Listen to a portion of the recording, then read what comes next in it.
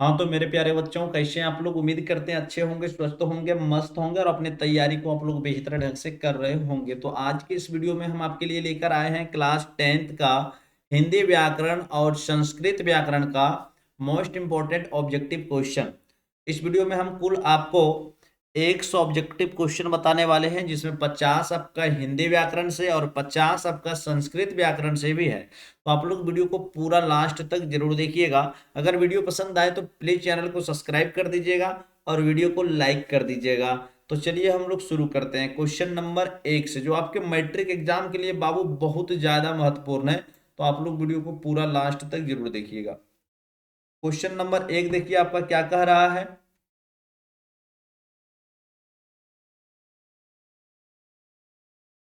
कहता है बाबू, जन्म मरण में कौन सा समास है? तो जन्म मरण में कौन सा समास है? तो समास को हम लोग क्या बोलते हैं? फटाफट से भी लोग कमेंट कीजिए। ये उसको हम बोलते हैं बाबू द्वंद्व समास, है ना, द्वंद्व समास।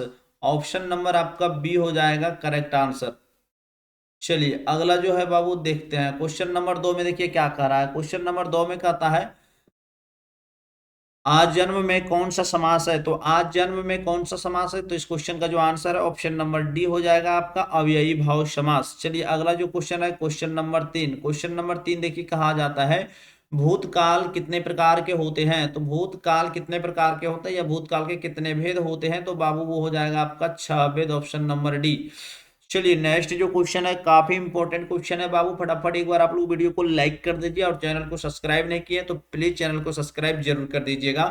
तो चलिए क्वेश्चन नंबर 4। क्वेश्चन नंबर 4 देखिए क्या कह रहा है। क्वेश्चन नंबर 4 में कहता है, मीरा को जिंदगी से बहुत घृणा है। इस वाक्य में से, है ना, इस वाक्य में से किस कारक की विभक्ति है? तो बाबू देखिए इसमें घृणा मतलब अलग होने का बात होता है ना, जिंदगी में घृणा से क्या दूर रहना है ना। तो देखिए, तो यहाँ ये जो है बाबू ये आपका हो जाएगा अपादान कारक, ऑप्शन नंबर डी। चलिए नेक्स्ट जो क्वेश्चन है क्वेश्चन नंबर 5। क्वेश्चन नंबर 5 में कह रहा है, मैं आप चला जाऊंगा। इस वाक्य में आप कौन सा, देखिए आप के बारे में बात किया जा रहा है, यानी आप कौन सा सर्वनाम है? तो मैं आप चला जाऊंगा, इस वाक्य में मैं जो है ये बाबू, इस वाक्य में आप जो है कौन सा सर्वनाम है? तो क्वेश्चन नंबर 5 का जो आंसर होने वाला है वो आपका हो जाएगा बाबू। फटाफट सभी लोग आप लोग भी कमेंट करते रहे, है ना, क्या होने वाला है? तो देखिए आपका आप चला जाऊंगा यानी स्वयं का बात हो गया यहाँ, है ना, जाने का जो बात किया जा रहा है वो स्वयं अपने आप चला जाएगा। तो ऐसे क्वेश्चन में जो बाबू आपका आंसर होने वाला है वो हो जाएगा आपका निजवाचक सर्वनाम, ऑप्शन नंबर बी हो जाएगा राइट आंसर। चलिए नेक्स्ट जो क्वेश्चन है क्वेश्चन नंबर 6। क्वेश्चन नंबर 6 में देखिए क्या कह रहा है, ध्यान से देखिएगा आप लोग, है ना। कहता है, प्रविशेषण शब्द किसकी विशेषता बताता है? तो प्रविशेषण शब्द बाबू किसकी विशेषता बताता है? तो इस क्वेश्चन का जो आंसर होगा वो देखिएगा नीचे है बाबू, यानी विशेषण की, है ना, विशेषण की। चलिए अगला जो आंसर क्वेश्चन है आपका क्वेश्चन नंबर 7। कह रहा है 7 में, आजकल भारतीय पहनावे बदल गए हैं। इस वाक्य में पहनावे कौन सी संज्ञा है?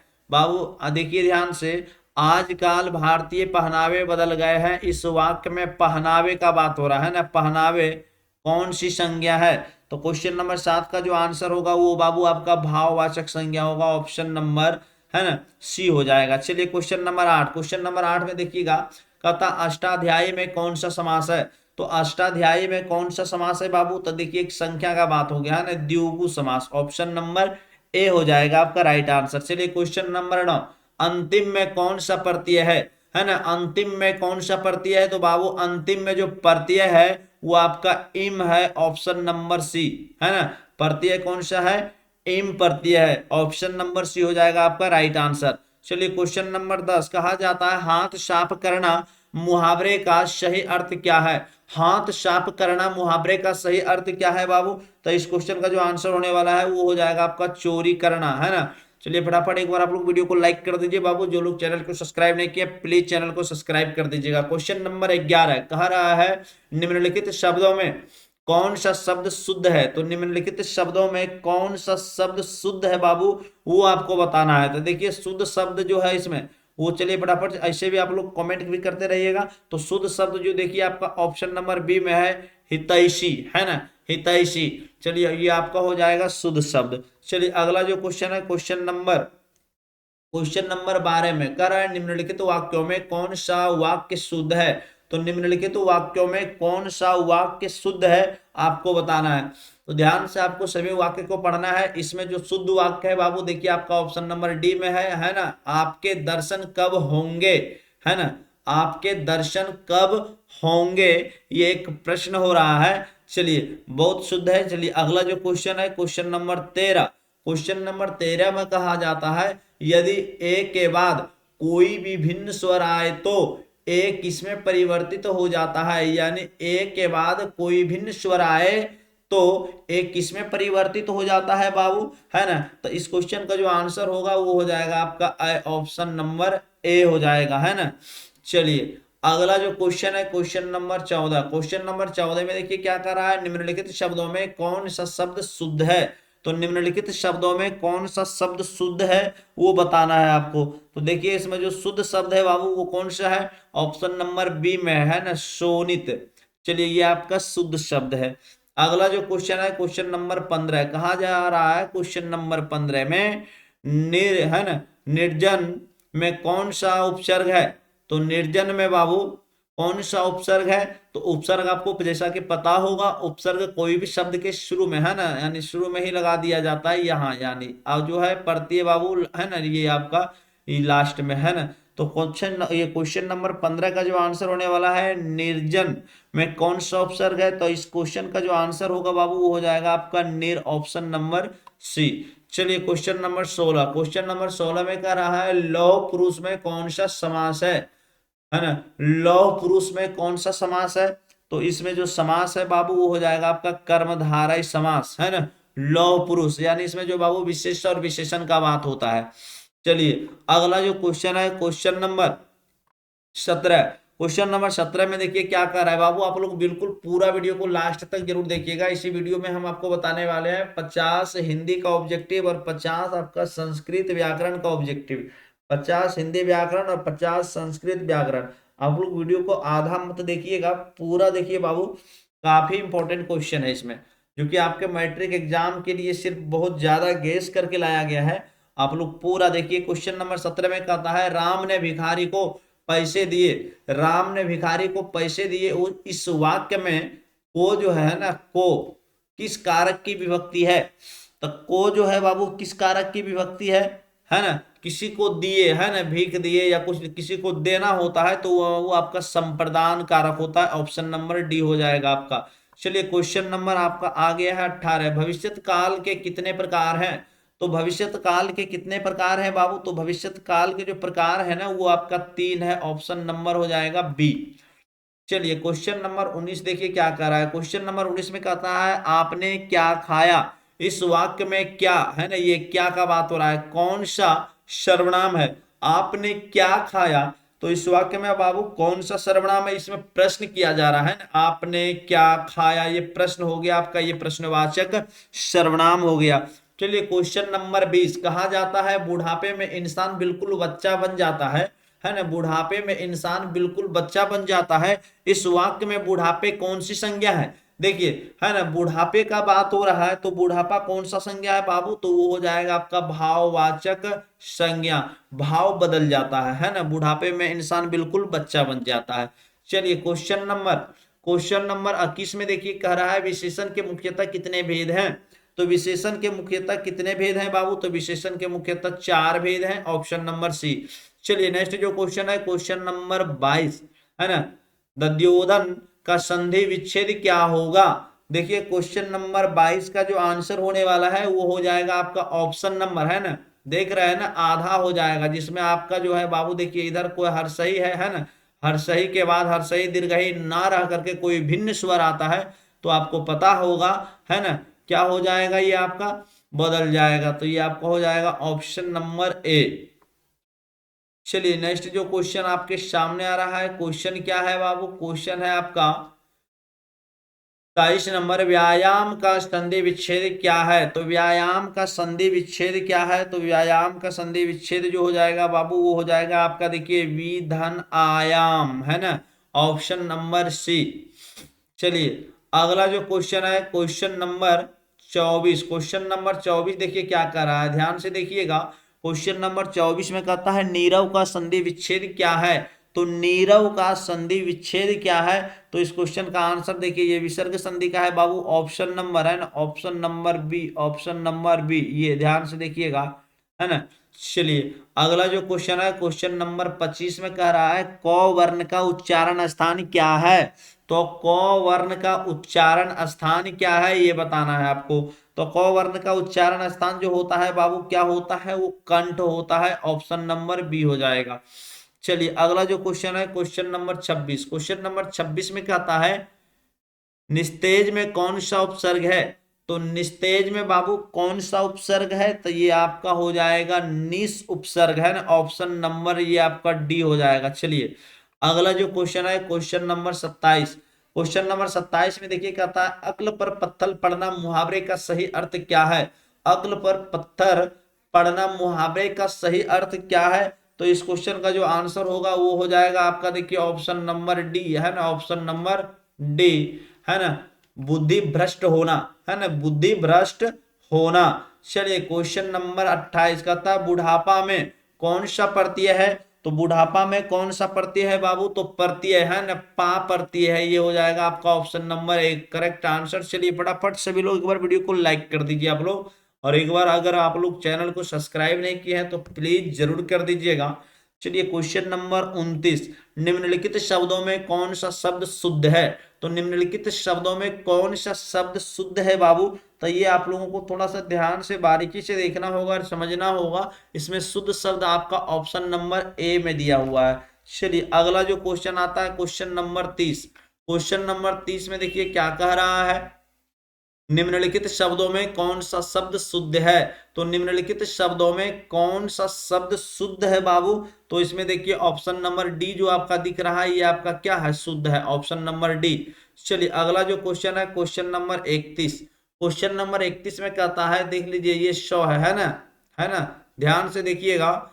तो ये शौ है ना, इसका उच्चारण स्थान क्या है, इस सौ मूर्धन सौ है ना, इस सौ का जो है बाबू उच्चारण स्थान क्या है, इस सौ को भी बढ़िया से आप लोग पहचान लीजिएगा। तो इस सौ का जो उच्चारण स्थान है वो आपका क्या होता है, वो आपका मूर्धा होता है, ऑप्शन नंबर बी। चलिए नेक्स्ट जो क्वेश्चन है, क्वेश्चन नंबर 32, क्वेश्चन नंबर 32 में देखिए कहता है प और वो का उच्चारण स्थान। तो प और वो का उच्चारण स्थान बाबू क्या होता है, तो उसमें जो होता है ना बाबू वो दंत और औष्ठ दोनों है ना, ऑप्शन नंबर बी हो जाएगा आपका करेक्ट आंसर। क्वेश्चन नंबर 33 देखते हैं, क्वेश्चन नंबर 33 में क्या कहता है, कहा जा रहा है जिसके शिखर पर, है ना, जिसके शिखर पर चंद्र हो, है ना, जिसके शिखर पर चंद्र हो के लिए एक शब्द। तो बताइए जिसके शिखर पर चंद्र हो के लिए एक शब्द क्या होगा, तो इस क्वेश्चन का जो आंसर होगा उसको हम लोग क्या बोलते हैं बाबू, चंद्रशेखर। चलिए अगला जो क्वेश्चन है, क्वेश्चन नंबर 34 कहता है सुक्ति का संधि विच्छेद। तो देखिए सुक्ति का जो है बाबू संधि विच्छेद क्या हो जाएगा, तो इस क्वेश्चन का आंसर देखिए आपका ऑप्शन नंबर बी में है ना, ऑप्शन नंबर बी, ये आपका है ना, ऑप्शन नंबर बी, है ना। चलिए शोधन उक्ति, अगला जो क्वेश्चन है, क्वेश्चन नंबर 35, यथाशक्ति में कौन सा समास है। तो यथाशक्ति में जो समास है वो समास को हम लोग क्या बोलते हैं, कौन सा समास। चलिए फटाफट सभी लोग इस क्वेश्चन का आंसर आप लोग कमेंट में जरूर दीजिएगा, क्वेश्चन नंबर 35 का है ना, यथाशक्ति। चलिए नेक्स्ट जो क्वेश्चन आने वाला है आपके सामने, क्वेश्चन नंबर 36 कहता है सिर से पैर तक के लिए एक शब्द कौन है। यानी सिर से पैर तक के लिए बाबू एक शब्द कौन सा है, देखिए आपका ऑप्शन नंबर डी में है ना, देखिए ऑप्शन नंबर डी अपाद मस्तक, ऑप्शन नंबर डी। अगला जो क्वेश्चन है बाबू क्वेश्चन नंबर 37, क्वेश्चन नंबर 37 देखिए क्या कह रहा है मैंने आम खाया। मैंने आम खाया वो वाक्य किसका उदाहरण है, तो मैंने आम खाया बाबू ये वाक्य किसका उदाहरण है, तो देखिए यहाँ अपूर्ण भूत, पूर्ण है ना, वर्तमान या आसन्न भूत या सामान्य वर्तमान, ये बाबू हो जाएगा आपका आसन्न भूत, है ना। मैंने आम खाया ये आपका हो गया आसन्न भूत। चलिए अगला जो क्वेश्चन है, क्वेश्चन नंबर 38, क्वेश्चन नंबर 38 देखिए क्या कह रहा है। क्वेश्चन नंबर 38 में कहता है वाह वाह कौन है, कौन अवयव है। देखिए वाह वाह कौन अवयव है बाबू। तो क्वेश्चन नंबर 38 का जो आंसर होने वाला है वो हो जाएगा है हर्षबोधक, है ना। हर्षबोधक यानी खुशी में ही हम लोग वाह वाह करते हैं, है ना, ना कि शोक में, है ना। तो हम लोग खुशी में वाह वाह करने लगते हैं, इसलिए जो आपका हो गया हर्ष मतलब खुशी उल्लास में। चलिए हर्षबोधक शब्द है। अगला जो क्वेश्चन है क्वेश्चन नंबर 39, क्वेश्चन नंबर 39 देखिए क्या कर रहा है। राम ने रोटी खाई, राम ने रोटी खाई, इस वाक्य में क्रिया किसके अनुसार है। तो इस वाक्य में बाबू क्रिया जो है खाई किसके अनुसार है। देखिए भाव या कर्म कर्ता इनमें से किसी, है ना, इनमें से किसी के अनुसार नहीं है। तो आपको बताना है क्वेश्चन नंबर 39 का आंसर ये बाबू किसके अनुसार है। चलिए क्वेश्चन नंबर 39, राम ने रोटी खाई, इस वाक्य में क्रिया किसके अनुसार है। क्रिया आप लोग समझ रहे होंगे, खाना पीना जो हम लोग खाते पीते हैं तो किसके अनुसार है। तो इस क्वेश्चन का बाबू अगर आप बोलते हैं तो इस क्वेश्चन का भी आंसर हम आपके लिए दे दिए हैं। बाकी अगर आप लोगों से नहीं हो तो आप लोग कमेंट जरूर कीजिएगा, इस क्वेश्चन का आंसर कमेंट में आप लोग जा करके देखिएगा।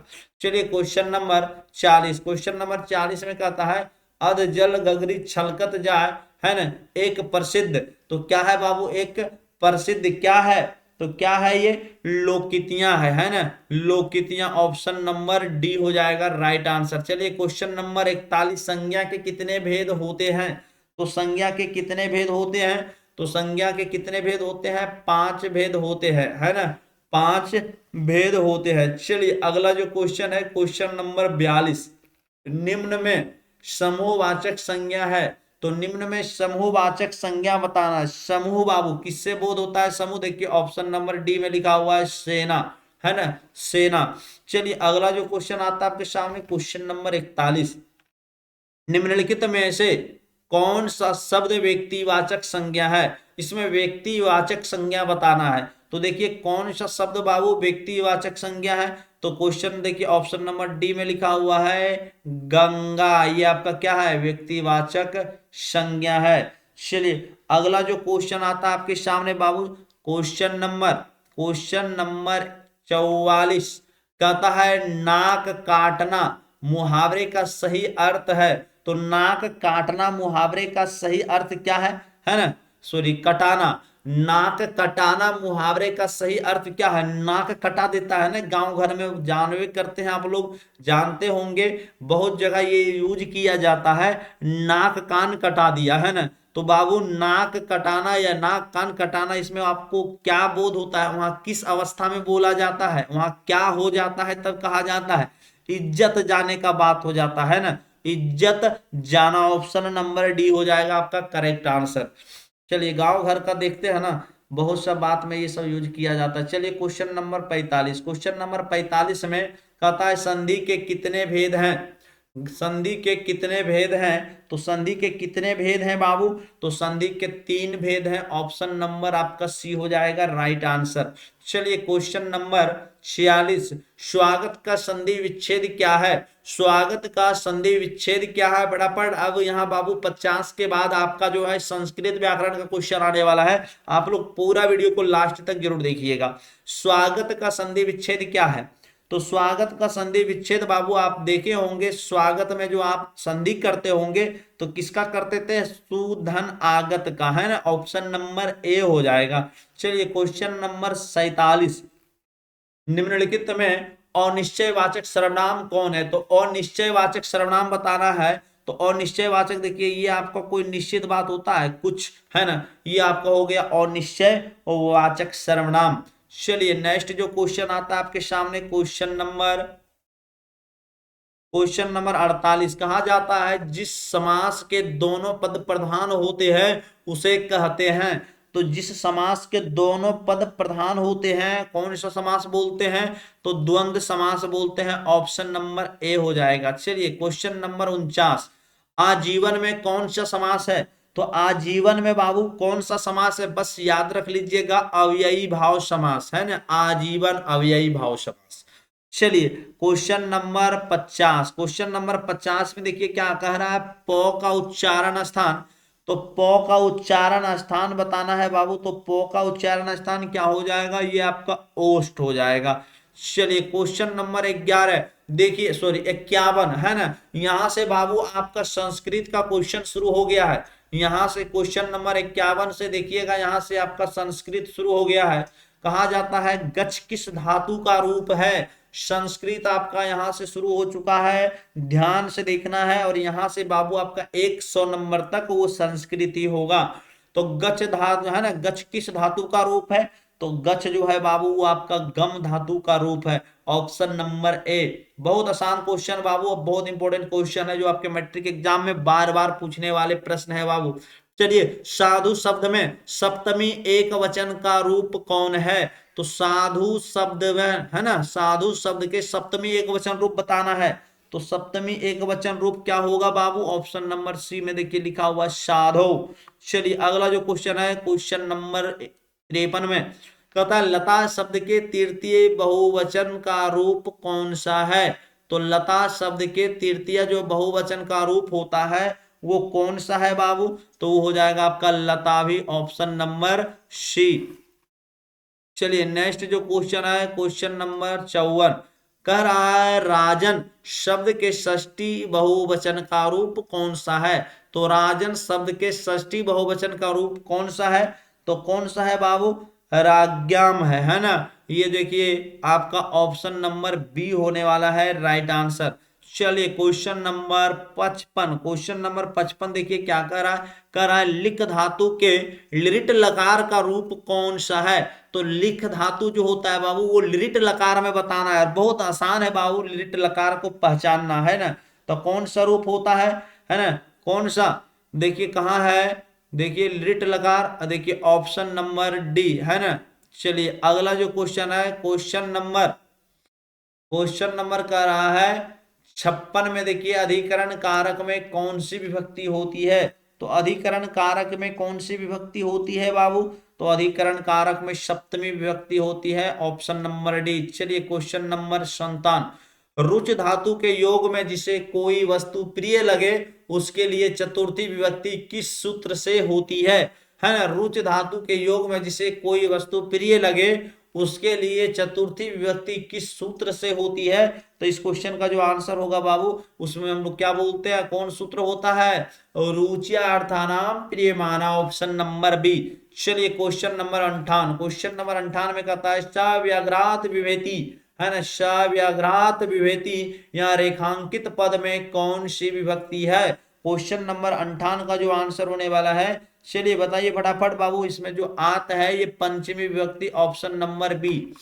चलिए नेक्स्ट जो क्वेश्चन है आपका क्वेश्चन नंबर 59, क्वेश्चन नंबर 59 में कहता अयम जटाभि तृतीयते वाक्य के जटाभि पद में है ना, जटाभि पद में कौन है, जटाभि पद में तृतीय विभक्ति किस सूत्र से हुई है, तो क्वेश्चन नंबर 59 का जो आंसर होगा वो हो जाएगा आपका ऑप्शन नंबर बी है ना, इत्यम भूत लक्षणे, इत्यम भूत लक्षणे, ऑप्शन नंबर बी।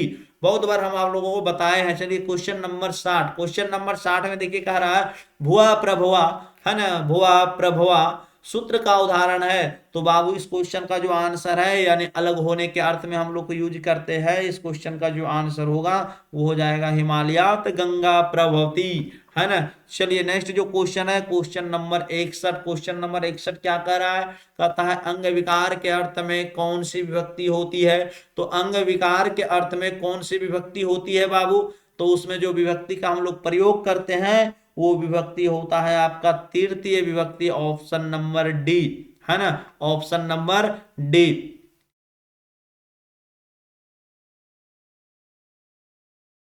चलिए क्वेश्चन नंबर 62, क्वेश्चन नंबर 62 में कहता है आधार में कौन सी विभक्ति होती है, तो आधार में कौन सी विभक्ति होती है, तो बता बाबू इस क्वेश्चन का आंसर है ना आधार में अधिकरण, ऑप्शन नंबर सी। चलिए नेक्स्ट जो क्वेश्चन है क्वेश्चन नंबर 63, क्वेश्चन नंबर 63 देखिए क्या कर रहा है, मया ग्रंथा पठिता वाक्य में मया पद में तृतीय विभक्ति किस सूत्र से हुई है, तो इस क्वेश्चन का जो आंसर होगा बाबू उसको हम लोग क्या बोलते हैं, कौन सूत्र, देखिए ऑप्शन नंबर डी में है अनुक्ते कर्तरी तृतीया है ना। चलिए अगला जो क्वेश्चन है क्वेश्चन नंबर 64, अपवर्गे तृतीया सूत्र का उदाहरण कौन सा है, तो अपवर्गीय तृतीय सूत्र का उदाहरण बताना है क्वेश्चन नंबर 64। तो देखिए अपवर्गीय कार्य की समाप्ति है ना तथा फल की प्राप्ति के योग में माशम व्याकरणम अधितम, ऑप्शन नंबर ए हो जाएगा अपवर्गीय तृतीया का। चलिए क्वेश्चन नंबर 65, किस कारक में सप्तमी विभक्ति होती है? तो किस कारक में सप्तमी विभक्ति होती है? तो वो बाबू अधिकरण कारक में सप्तमी विभक्ति होती है। चलिए अगला क्वेश्चन है क्वेश्चन नंबर 66। क्वेश्चन नंबर 66 क्या कहता है? सहपद के योग में कौन सी विभक्ति लगती है? सहपद के योग में कौन सी विभक्ति लगती है? तो बाबू सहपद के योग में जो विभक्ति हम लोग प्रयोग करते हैं वो विभक्ति तृतीय विभक्ति। चलिए अगला जो क्वेश्चन आने वाला आपके सामने क्वेश्चन नंबर 67, सर्वतः के योग में कौन सी विभक्ति होगी? है ना, सर्वतः के योग में बाबू कौन सी विभक्ति होती है? चलिए फटाफट इस क्वेश्चन का आंसर हो जाएगा आपका द्वितीय विभक्ति। एक बार सभी लोग वीडियो को लाइक कर दीजिएगा। जो लोग चैनल को सब्सक्राइब नहीं किए हैं बाबू प्लीज चैनल को सब्सक्राइब कर दीजिए। क्वेश्चन नंबर 68 कहता है प्रति के योग में कौन विभक्ति होती है? तो प्रति के योग में कौन विभक्ति होती है? तो द्वितीय विभक्ति होती है, ऑप्शन नंबर ए। चलिए क्वेश्चन नंबर 69, करण कारक में कौन सी विभक्ति होती है? तो करण कारक में तृतीय विभक्ति होती है, ऑप्शन नंबर ए हो जाएगा। चलिए क्वेश्चन नंबर 70 में कहा जा रहा है नि उपसर्ग है ना किस शब्द में है? तो देखिए नि उपसर्ग किस शब्द में है बाबू? तो ये आपका शब्द कहाँ है? देखिए ऑप्शन नंबर सी में है ना, देखिए निर्धना है ना। चलिए अगला जो है क्वेश्चन निर है ना बाबू। चलिए अगला जो क्वेश्चन है क्वेश्चन नंबर 71। क्वेश्चन नंबर 71 में कहता है अवनतः में कौन सा उपसर्ग है? तो बाबू इसमें जो उपसर्ग है वो बताना है। तो इसमें उपसर्ग देखिए आपका कहाँ है? ऑप्शन नंबर बी में है, अव उपसर्ग है, अव अव अव।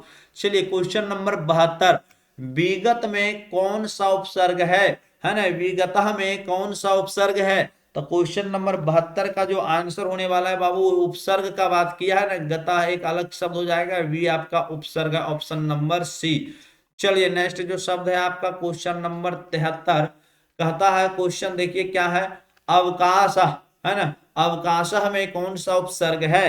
तो देखिए इसमें उपसर्ग बताना है क्वेश्चन नंबर 73। इसमें जो उपसर्ग है बाबू वो हो जाएगा आपका अव है ना, अव उपसर्ग है।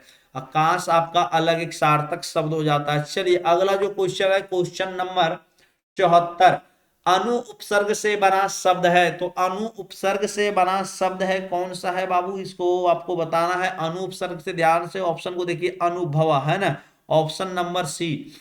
चलिए क्वेश्चन नंबर 75, अनुभवा में कौन सा उपसर्ग है? तो अनुभवा देखिए जस्ट अभी पूछा गया था है ना, तो अनुभवा में कौन सा उपसर्ग है? Question number 75। क्वेश्चन नंबर 75 का बाबू आप लोग आंसर जरूर देखिएगा। क्वेश्चन नंबर 74 में हम आपको बताए, 75 का आंसर आप लोग कमेंट में जरूर दीजिएगा। चलिए क्वेश्चन नंबर 76, क्वेश्चन नंबर 76 देखिए क्या कह रहा है? सम उपसर्ग के योग से बना शब्द है। तो देखिए सम उपसर्ग के योग से बना शब्द कौन सा शब्द है बाबू? ये देखिए आपका संस्कार, ऑप्शन नंबर सी हो जाएगा आपका आंसर। चलिए क्वेश्चन नंबर 77 देखिए क्या कह रहा है? कत्वा प्रत्यय से कौन सा शब्द बनेगा? तो कत्वा प्रत्यय से कौन सा शब्द बनेगा बाबू? है ना, तो ध्यान से देख लीजिए, इसमें शब्द आपका दिख रहा है कहीं है ना, देखिए ऑप्शन नंबर ए में लिखा हुआ है कृत्वा है ना, क्री में लगा देते हैं हम लोग कत्वा प्रत्यय, तो कत्वा कत्वा बचता है, तो क्री में लगाएंगे तो कृत्वा हो जाएगा। चलिए क्वेश्चन नंबर 78 देखिए कहा जाता है कृत्वा है ना, क्रीधन कतवतु में है ना, क्रीधन कतवतु से कौन सा शब्द बनेगा? तो बाबू कतवतु का क्या बचता था शेष है ना, वान है ना, तो देखिए ये आपका हो जाएगा कृतवान, ऑप्शन नंबर सी। चलिए नेक्स्ट जो क्वेश्चन आता है आपके सामने क्वेश्चन नंबर 79, इतिहास धन ठक से कौन सा शब्द बनेगा? तो बाबू देखिए है ना, इतिहास था ठक ठक इक है ना, इक हो जाता था, तो क्या हो जाएगा आपका? चलिए इस क्वेश्चन का आंसर जो होगा देखिए आपका ऐतिहासिक हो जाएगा है ना। चलिए अगला जो क्वेश्चन है बाबू क्वेश्चन नंबर अगला देखिए क्या है? Question number 80। क्वेश्चन नंबर 80 में कहा जाता है श्रीमान में कौन सा तद्धित प्रत्यय है? तो श्रीमान में कौन सा तद्धित प्रत्यय है बाबू? तो इसमें से देखिए आप लोग तदित प्रत्यय, कौन सा तदित प्रत्यय है, तो श्रीमान में तदित प्रत्यय का बात हो जाए तो ये आपका आंसर मतुप होता है ना, मतुप होता है। श्रीमान हम लोग पढ़े होंगे, श्रीमती पढ़े होंगे, ये सब चीज है ना, तो श्रीमान में जो होता है वो आपका मतुप हो जाता है। चलिए अगला जो क्वेश्चन है, गायक धन टाप से कौन सा शब्द बनेगा, तो गायक धन टाप से कौन सा शब्द बनेगा बाबू, ये सब स्त्री प्रत्यय में आता है। तो आप समझ सकते हैं गायक में बाबू, अगर गायक का स्त्री प्रत्यय अगर स्त्री रूप हम बनाए तो क्या हो जाएगा, है ना, गायिका होना चाहिए, है ना, गायिका, गायिका।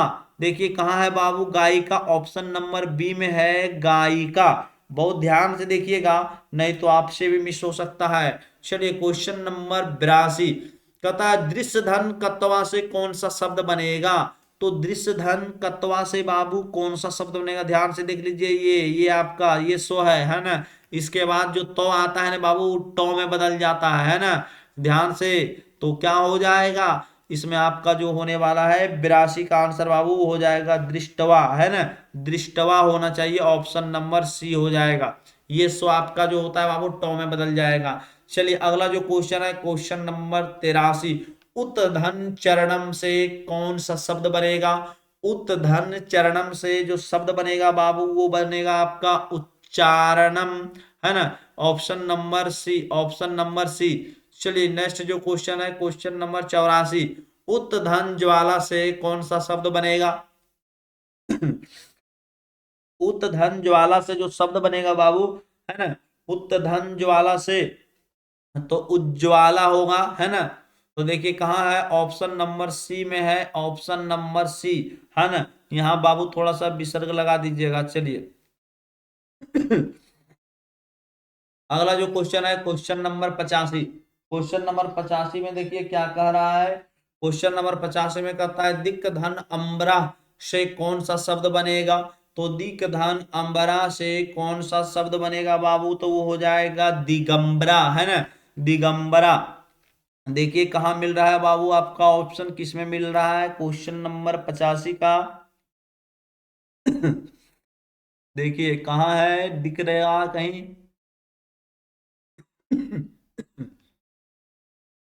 यहाँ देखिए होना चाहिए, है ना, आधा मोह होना चाहिए। देखिए आप ध्यान से इसको लिख लीजिएगा, है ना। चलिए इसमें तो कहीं नहीं दिख रहा है दिगंबरा, इसमें किसी को आधा कर दीजिएगा और बाकी जो आप लगा सकते हैं, मान लीजिए अगर इसको आधा कर देते हैं और यहाँ विसर्ग लगा देते हैं तो चलिए हो जाता है। चलिए अगला जो क्वेश्चन है क्वेश्चन नंबर 86, जगत धन ईश से कौन सा शब्द बनेगा, तो जगत धन इस से बाबू कौन सा शब्द बनेगा, वो हो जाएगा जगदीश, ऑप्शन नंबर डी। अगला जो क्वेश्चन है क्वेश्चन नंबर देख लीजिए आपके सामने आ गया है 87, दिक धन गजा से कौन सा शब्द बनेगा, तो दिक धन गजा से कौन सा शब्द बनेगा बाबू, है ना, दिग्गजा बनेगा, ऑप्शन नंबर सी हो जाएगा। इसी प्रकार से आगे आपका था दिक धन अंबरा का, है ना। चलिए ठीक है अगला जो क्वेश्चन है क्वेश्चन नंबर, उत्धन नति से कौन सा शब्द बनेगा, उत्धन नति से कौन सा शब्द बनेगा, तो बाबू उत्धन नति से जो शब्द बनेगा वो आपका उन्नति होगा, ऑप्शन नंबर डी।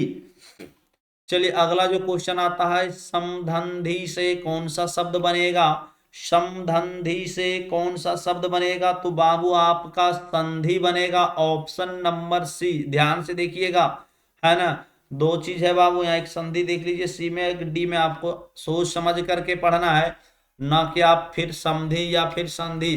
ध्यान से अगला जो क्वेश्चन है क्वेश्चन नंबर 90, सदा धन एव की संधि होगी, तो सदा धन एव की जो संधि होगी बाबू वो आपका क्या हो जाएगा, सदैव हो जाएगा, ऑप्शन नंबर सी। चलिए नेक्स्ट जो क्वेश्चन आता है आपके सामने क्वेश्चन नंबर 91, कहा जा रहा है उत्धन हरा से कौन सा शब्द बनेगा, उत्धन हरा से जो शब्द बनेगा बाबू वो कौन सा शब्द बनेगा, उद्धारा, ऑप्शन नंबर ए। चलिए नेक्स्ट क्वेश्चन, निधन झरा से कौन सा शब्द बनेगा, तो निधन झरा से जो शब्द बनेगा बाबू वो हो जाएगा आपका निर्झरा, ऑप्शन नंबर ए। चलिए क्वेश्चन आगे देखिए क्या है, त्रिभुवनम में समास का नाम लिखे, तो त्रिभुवनम में समास का नाम लिखना है बाबू। तो कौन समास है? तो द्विगु समास है, संख्या वाला बात है। चलिए अगला जो क्वेश्चन है, क्वेश्चन नंबर देखिए 94 है ना। क्वेश्चन नंबर 94 बाबू फिर आ गया आपके सामने। तो क्वेश्चन नंबर 94 में कहता है अब ये यथाशक्ति, यथाशक्ति में कौन सा समास है? तो यथाशक्ति में कौन सा समास है? तो सभी लोग इस क्वेश्चन का आंसर आपको कमेंट में देना है। पीछे भी हम इस क्वेश्चन को छोड़े हैं बाबू, ये आपके लिए है। चलिए अगला जो क्वेश्चन है, त्रिफला में समास का नाम लिखे। तो त्रिफला में बाबू समास का नाम लिखना है। Question number 95। तो त्रिफला में जो समास होता है वो कौन सा समास? तो द्विगु समास, ऑप्शन नंबर बी। चलिए क्वेश्चन नंबर 96, लंबोदर में कौन सा समास है? तो लंबोदर में जो समास होता है वो आपका होता है बहुव्रीहि समास, ऑप्शन नंबर बी। चलिए नेक्स्ट जो क्वेश्चन है, क्वेश्चन नंबर 97 कह रहा है किस समास का पहला पद विशेषण होता है? तो किस समास का पहला पद विशेषण होता है बाबू? तो वो आपका कर्मधारय समास होता है, ऑप्शन नंबर सी। चलिए नेक्स्ट क्वेश्चन, नीलोत्पलम में कौन सा समास है? तो क्वेश्चन नंबर 98 का जो आंसर है बाबू वो देखिए, इसमें विशेष और विशेषण का बात हो गया है ना। तो ये आपका कर्मधारय समास होगा। चलिए अगला जो क्वेश्चन है, क्वेश्चन नंबर 99। क्वेश्चन नंबर 99 में देखिए अव्ययी भाव समास का उदाहरण कौन है? तो अव्ययी भाव समास का उदाहरण कौन है? क्वेश्चन नंबर 99 है ना। तो देखिए कौन सा है बाबू, ये देखिए आपका ऑप्शन नंबर सी में दिख रहा होगा, उपगंगम है ना। उपगंगम ये आपका अव्ययी भाव समास का उदाहरण है। चलिए क्वेश्चन नंबर अंतिम हम लोग देख रहे हैं 100। कह रहा है किस शब्द में समाहार द्विगु समास है? तो किस शब्द में बाबू समाहार द्विगु समास है? तो क्वेश्चन नंबर 100 का जो आंसर है वो कौन सा है? पंचपात्रम ये समाहार होता है ना, समूह में होता है, 5 पात्रों का समूह जैसे हो गया है ना, पंचपात्रम। चलिए इस प्रकार से कुल हम लोग 100 क्वेश्चन इस वीडियो में कंप्लीट किए, जिसमें कि 50 आपका हिंदी व्याकरण और 50 आपका जो था वो संस्कृत व्याकरण से। आप लोग इस वीडियो को पूरा अगर देख लिए हैं, अगर वीडियो पसंद आए तो बाबू प्लीज एक बार वीडियो को आगे शेयर कर दीजिएगा। फिर मिलते हैं हम आपसे अगले वीडियो में। चलिए।